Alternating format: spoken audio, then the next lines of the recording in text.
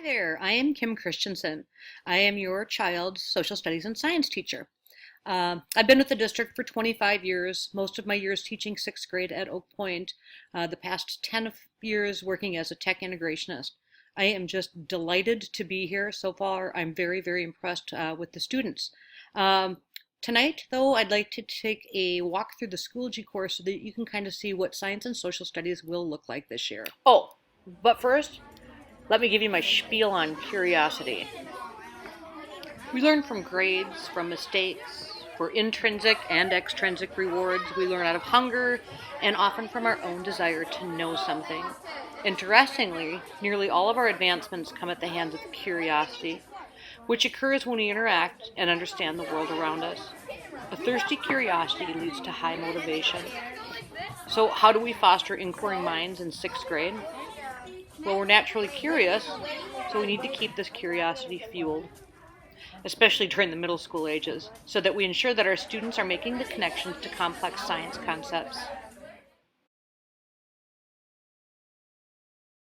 Let's take a quick walk through the Schoology course. I'm not quite done adding all of the lessons, assessments, and assignments yet, but feel free to check back often or just know that I will be filling it in. Right now, our students are working on week one of the rotations, and really the concentration the first couple weeks is to establish an expectation for collaboration. We are the blue whales, and we think collaboration sounds like working together. We're the Pink Panthers, and collaboration sounds like perfect teamwork. As you may know, our district has a focus on the 4 C's, as we call them: collaboration, creativity, communication, and critical thinking. In science class especially, it's important that we hone in on those skills so that the students can work in teams effectively and efficiently. So feel free to peek in that. I'm going to draw your attention to the folder called Digest This First. I'll be going over this with your children, but I'll be using a standards-based grading system. And just a little bit of background on me is that I've been part of a task force for about the last year and a half on standards-based grading. So I've dug in pretty deep on the what and the why of it, and I've tried to summarize it in this document here. I'm not going to read it to you because you can read it yourself, and we will read that together in class with the students. I will draw your attention to the bottom, though, so that you can see the transfer of grades. Students in sixth grade will be earning letter grades for the first time in their elementary years, and so it might be a little bit confusing for them at first about the standards-based grading. Because we're not a district-wide standards-based grading entity, I have to not follow the exact standards-based grading guidelines, in that typically in standards-based grading, if somebody doesn't meet the standard, they keep working at it until they meet it, with consequences like summer school or staying after school in order to meet that. I'll do everything that I can to help your child meet the standard, but know that if there's time constraints, that your child may go out with a D or an F. And so we'll take everything is graded on a 4-point scale, both the formative and the summative assessments and assignments. Only the summative assessments and assignments, though, will be calculated for the final grade. And the final grade calculations transfer 90% as an A, 80 to 85% a B, and so on. You can read this here.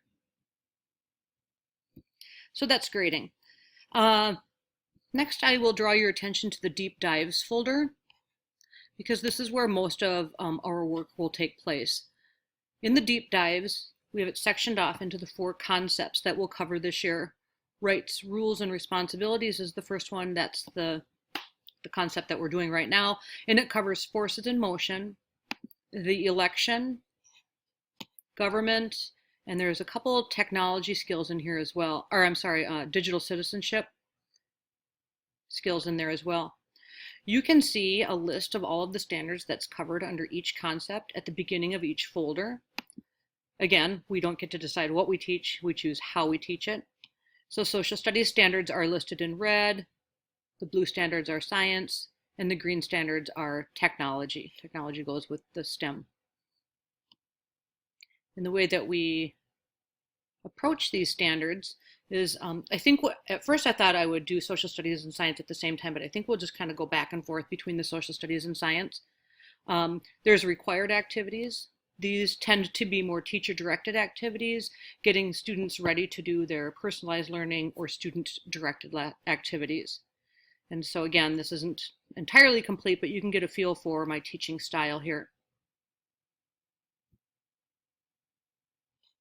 The 4 concepts, again, are rights, rules, and responsibilities, which we're doing currently, interactions and independence, movements, shifts and shakes, and systems and designs.